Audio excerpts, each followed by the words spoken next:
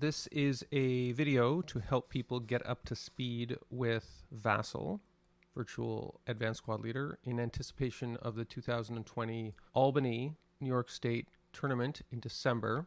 And the first thing we're going to do is install a program called VASL. So as you can see, VASL over here with two S's. You go to the website vaslengine.org, and VASL lets you play all kinds of games. The tricky thing is we are using VASL, again with two S's, 3.2.17. So what you're going to have to do is you're going to have to go up here in the top to download, and there is a link to the release archive for older versions. Again, this is because it's been specified that for the tournament we're using 3.2.17, which is an older version. And you can go all the way down here and you can see it over here, VASL 3.2.17 for Mac and for Windows. And this is the file that most of you are probably going to want. If you are a PC user, you're going to want to download this file. And this is going to install the larger VASL, again with two S's program, that is going to allow you to play the Squad Leader module. You are also going to have to get the VASL with one S module here at vasl.info. And if you go here, this is a website that is devoted to VASL with one S. So this is Virtual Advanced Squad Leader. I keep emphasizing the difference between these two because it confuses a lot of people. With VASL as well, you go to download, and the newest version is 6.6.1. That is not the version we're using. It's been specified that for the tournament we're using 6.5.1. So you go over here and you click on that. And in my case, I'm using a Mac, so this little pop-up comes up, and I'm going to download that and save it to my screen. And I have over here, this says vmod. That is a module that is used within the VASL with two S's program. Okay, you start up after installation VASL with two S's, and when you do that, you will get a screen that looks like this. So this is my VASL. Again, VASL with two S's. This is the larger meta program in which you install these module files. Now you can see, in my case, I have all these games. I've got Squad Leader over here. I've got version 6.5, version 6.4.4. If this is the first time you've ever installed VASL, this will be completely empty. And what you're going to need to do is tell VASL to install this newly downloaded module you have. The way I have the screen crop you can't see, but I will go to the File menu within VASL, and I will click Open Module. And it's going to ask me what module I want to open. In my case, I have it here on the desktop. And so I'm going to open this module, that's VASL, and I'm opening it within VASL, that's VASSAL. So I hit Open, and you're going to see a little window like this. And what it's doing is these are all files that go with the Java implementation of VASL, and it takes a minute or two to install. But once it's been installed, you're going to see something like this appear. This pop-up appears whenever you open Squad Leader within the VASL system, as long as you have this highlighted, Show Wizard at Startup. And this shows that you've installed everything correctly. It's going to ask whether you want to start a new game, look for a game online, or load a save game. Now I'm going to click Look for a Game Online and click Finish over here. When you start up, there's one thing I want to show you, which is that once you cycle through the programs at this point, you're going to see that VASL is open. That's, as I said, the larger software envelope in which Squad Leader is played. And this thing that's called Java, which is VASL, that's the Squad Leader subprogram, that's the module. These things both need to be open. So don't be confused if both of these pop up as active programs. Again, this is what happens on my Mac. I assume something similar happens on a PC. Both of these need to be open for you to play Squad Leader. So keep them both open. This window, you can minimize that. And what you'll see is a screen like this. You'll see over here, it'll say VASL controls. You'll have this, which is a server window. I'm going to minimize these so you can see all of them. These are some pop-up windows, which I'm going to close. This server window, this is something you're going to use to set up your game. So this is the squad leader server. All of these people are playing squad leader. These correspond to different games that are going on. So if you look on the left side, you'll see main room is where people wait around for their games. And these other games, these are games in progress. You might even recognize some of these names of people you've played with. And when you create a game, you'll type it into this line over here. You give it a descriptive name, and that's how you join. And then you double click to join the room. Before we do any of that stuff, it's worth looking at the preferences. So if you go up to the file menu, again, you can't see it because of the way I've cropped the screen, but if you go to the file menu within VASL, that's VASL, you'll see some of the preferences, and you might want to customize them before you start. So you have show wizard at startup, center on opponent's moves. This is a little tricky. As you play the game, you'll probably want to customize this. This lets the opponent dictate how your screen moves around based on him clicking around his map. Let opponent unconceal my units. I typically leave that unclicked. This is important. So where it says personal, in my case, because I've installed this kind of software before, it knew my name and my password. But if you haven't used the software before, one of the first things it's going to ask is your name and your password. It's important that you give a descriptive name of yourself that people can identify, because the name here is going to be the same name that appears on the server. So if someone's looking for you on the server, it helps if they have your real name. Over here it says use combined application window. I generally don't click that, because all of these windows you see here, like VASL controls and the server, often these are all glommed up in one big window, sometimes including the map, and it makes it difficult, especially if you're only using one monitor, to orient your screen the right way. Once I've started a game, I will typically either completely minimize or make this really small because I don't need the server information, because you want to maximize the space you have in the center of the screen for your map, because obviously in a squad leader game, that's where the action takes place. If you're new to VASL, chances are your opponent will create the original game file that you're going to be playing with, because it's a little tricky starting a new game, or the tournament director will supply people with a game file which supplies the original setup. But I'll show you how this takes place just so you get an idea. Again, you can't see it, but I'm going up to the file menu in the top left corner. I'm clicking new game, and the way this works is, just to give you a simple example, pick board 4 for our game. You can add rows and columns. So if you added a row over here, let's say I added board 5 to that.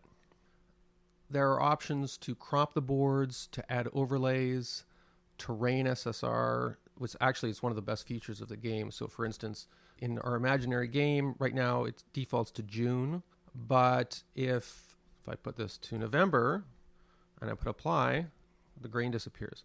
And there's a lot of really good and useful terrain stuff. For instance, it says construction, you can have all stone. And you see these wood buildings here. When I hit apply, these become stone buildings. So there's my map. You can use these keys over here to make it bigger or smaller. And again, I try and keep the map big. This control window is important, but it doesn't have to be that big. Now, I'm not going to show you all the features of VASL, but there are a few things that you really should know. Chances are, when you start off, you're going to get a file that somebody sends you. If I go up and hit save game, because it's like anything else, any other kind of software, is you want to save off. And so if I call this sample scenario, you'll get this pop-up window that says enter comments describing this log file. Okay, leave that blank, and it says game saved. And so this file, sample scenario.vsave, that appears on my desktop. So if somebody sends you a VSAV file, if you open it at this point in the program using the load command, the map will pop up. So this is typically how these things start, is someone creates the scenario and then emails it to the other person, or they just set up the scenario on the server and someone joins. One obvious thing over here is see where the German 467 is. You click that.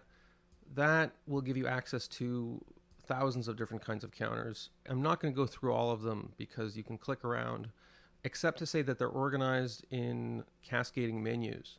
So for instance, you've got main categories where you've got basic unit types, info, and then with info you've got things like bridges and level counters, and then you've got a menu up here for destruction and fortifications. This is actually an important one, obviously, for fortifications.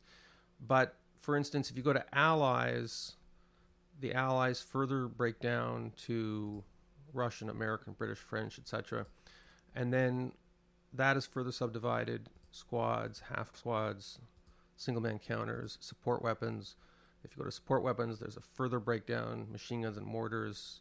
So there's 3 or 4 orders of menu for selecting counters. There are a few things you should know when you start. So you might want to get familiar with some of the controls up here. Here in the top left is the line of sight tools.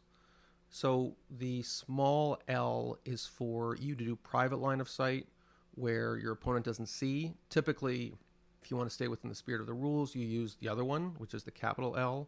So for instance, if we wanted to see if there was, here, I'll close in here. If we wanted to see if there was line of sight between L10 and say N5, you would use this and then click on the center there, and you can see there's line of sight. And then if you wanted to see if there was line of sight between L10 and N6, you can see that that's blocked. And you can see it's blocked because it changes colors. Although the color change thing is not always reliable if there's an overlay. Let's take out some counters just so I can show you some of the features here. With VASL, you can use all this stuff up here to mark the status of counters. So if there's a prep fire thing, I can drag the prep fire marker down here. I can drag a first fire marker down here. I can drag a CX marker down here.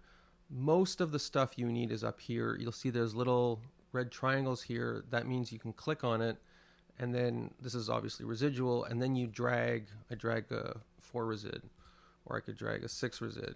Rather than do that, which is often labor intensive, it's often useful to know the shortcut key. There is a list of shortcut keys. This is going to look overwhelming, but I'm just going to drag it onto the screen. Here's a list that you find on the VASL website, and you can see there's a lot of stuff here, and I know this looks complicated, but after you play a game or two, all of these shortcut keys will start to become intuitive. And what you might want to do is pause the video here and take a screenshot of it and print it out and start to practice with some of these shortcut keys. Again, it's entirely possible to play VASL without knowing any of these shortcut keys, but it is so much faster and enjoyable if you know these shortcut keys. So again, if you want to pause the video and screen grab that, and I'll just give you an example here. So you have a 458 here. If the 458, let's say the 458 gets half squatted, yes, it's possible you could go here to the unit box, you can find a half squad, you can take out the 248, you can delete the 458. It's much easier to simply just click on the 458 and hit Control V. That turns it into a half squad. In the same way, you can also hit Control V, turn it back into a full squad. By the way, that's the same command that dismantles and remantles a machine gun. By the same token, you can hit Control K and it'll copy it. So look, I've made 8 458s there. That's particularly important when you're starting scenario. The order of battle may have a dozen squads. You could just take one squad out of the box and just copy it. Control F will break a unit, so that's flip. Control G, these are just examples I'm giving you. Control G is prep fire. Control P is pin. Again, all of these things are possible to do without the shortcuts, but the shortcuts make the game so much more enjoyable. There's one thing that I should say that a lot of people get frustrated with manipulating stacks. And again, I'm not going through every feature of the game, but I want to focus on some of the things that people find frustrating. So for instance, just give you an example. Let's say you have a situation where you have a 9-1, 3 458s, and you've got one guy here has the LMG, and the other guy here has the medium machine gun, and the other guy here has the mortar. Labor-intensive way of manipulating the stacks is to do it the way I'm doing it here. A common frustration in the game is, let's say you want the guy on the bottom to have the mortar and the LMG. You'll take all the counters off and rearrange them. It's very labor intensive. One shortcut that exists within the game, which sometimes even experienced VASL players don't seem to know about, if I click on the LMG and highlight that LMG and the other units aren't highlighted. So if I box it like this, everyone's highlighted. If I click off and then click on the LMG, only the LMG is highlighted. If I use left and right arrow keys near the number pad, so these are the left and right arrow keys that are to the right of the regular keyboard and to the left of the numbered keyboard, you can demote and promote individual counters within the stack, which may not seem like a big thing, but it saves a lot of frustration when you're trying to manipulate big stacks. And it also works with status counters. So for instance, let's say I have a pin counter on this whole stack. If it is just certain units within the stack that are pinned, let's say the leader's not pinned, I can demote the pin counter like that. This works with every counter. It's a huge labor-saving aspect. These little move tabs you see to the right of counters, those things, you can make them go away by hitting this move button over here. It's actually a great feature within the game, especially during the advance phase when you have dozens of units, you forget which one you advanced and which one you didn't. Often before the advance phase or before the move phase, I'll zero out the move register like that. And then as I move units, you'll see they're moved. It's one of many great little features, and it's especially useful. Control H, hidden units. So if I hit Control H on those two guys on the left here, you can see that they exist in shadow form. So this means that my opponent can't see them at all. So obviously, I can see them in shadow form. My opponent can't see anything. If you're fiddling around with units and you're not sure if your opponent's logged in or whatever, you want to maintain secrecy, just Control H them, hit them. Concealment is a little tricky. So this 458 over here, if I hit Control C, I've made them concealed. But you have to be careful because one common frustration people have is, let's say I've got this whole stack and I hit Control C on the whole stack. What happens is, as you can see, a concealment counter is inserted over every single unit. And so now you have all these concealment counters you take off. So generally what I do is I will just take a concealment counter, I'll stick it on top of the stack is concealed. If you see a stack of concealed units, it is possible to have a non-concealed guy on the bottom. So I just hit Control C on this guy, I hit Control C on this guy. If there is not a question mark in the top left corner, it means that that unit is not concealed for purposes of your opponent observing. And I've seen this happen in a lot of VASL games where a person put a question mark counter on top of a stack, but they don't realize that from the computer's point of view, because of the way they've manipulated the counters, certain counters are not categorized as concealed for purposes of the opponent viewing. If you encounter an error like that, just click on the counter in question, hit Control C, and make sure every counter has a question mark counter in the top left if you intend it to be concealed. And if you're having any problems at all, you can do the counter manipulation while it's hidden and concealed to make sure your opponent doesn't see. And then when you get things the way you want, then you can just unhip them. If you want to inspect the contents of a hex, all you have to do is put your cursor over it, and then you see that little inset box appears. As you can see, it shows the underlying terrain. It shows which counters are there. It shows their status.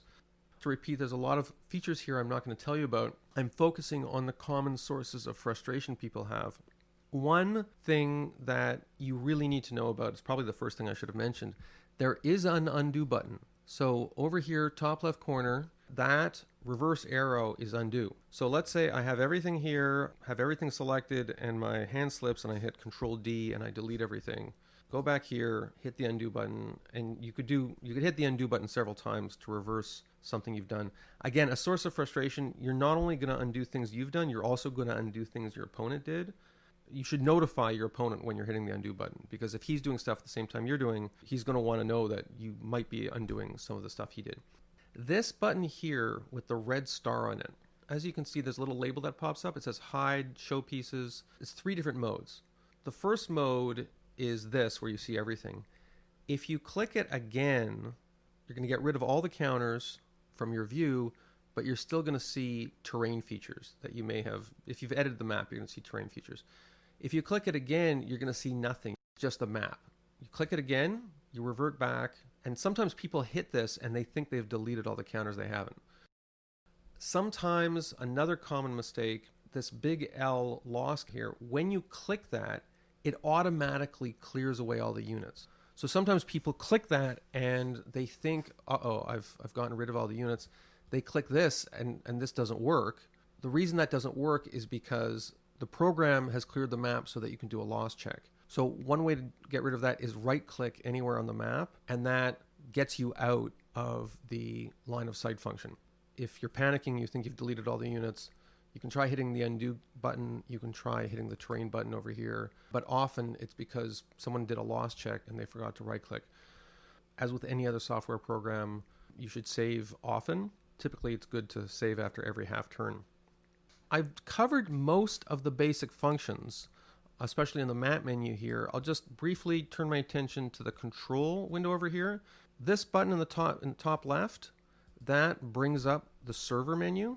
If you lose your opponent, you have to go back to the server, click that. The same button exists here for updating the server. There's all this other stuff here, OBA, the casualties bin, which is actually very useful. In due course, you're going to get to know all of this stuff. Buttons that are very useful here are on the bottom. If you want to roll 2 dice, just hit that. If you want to roll 1 die here, there's that. Most people use these individual types for rolling. So if you're doing wind change, I just roll that. You're rolling on the IFT, you roll that. You're rolling to hit, to kill, morale check, task check, rally, close combat, sniper activation, and random selection. The reason it's typically good practice to use these types is so that if you forget what something was rolled, if you forget if you kept rate, you can go back and look and say, oh, right, there's my IFT roll. I kept rate. Or, was it a hull hit? Yeah, look, I'm looking at the 2 kill roll as a hull hit. And as a bonus, at the end of the game, you can look at your stats and it'll keep track of what was my average IFT roll. And that is basically how you play VASL. I'll give you one final tip, which is that one easy way to learn the keyboard shortcuts is that if you take a unit, if you right click, it will show you a lot of the shortcuts you can do. So as I said, this 458, Control H is hip, Control M, move him. You can actually use the keyboard. I think it's actually cumbersome, but you can actually use the keyboard to move him around rather than using your mouse. Control C, Control L, you can stick a little label on him. So if I want to call him Alpha Squad, you can actually see there's a little label on top. That can be useful for a lot of things. Battle harden him, which you could mark with Control T. And you can see there's a little fanatic counter. If you want to make him berserk, that's Control R. So there you go. He's a berserk fanatic 458. Prep fire, first fire, pin. A lot of these I've already talked about. You'll pick up the game very quickly, I promise. Before I go, there's one important thing that I haven't mentioned, which is that when you're trying to identify a location on the board or a unit, and you want to say, well, this guy or this place, hit the control button and keep it pressed and then left click. And you can generate this red circle.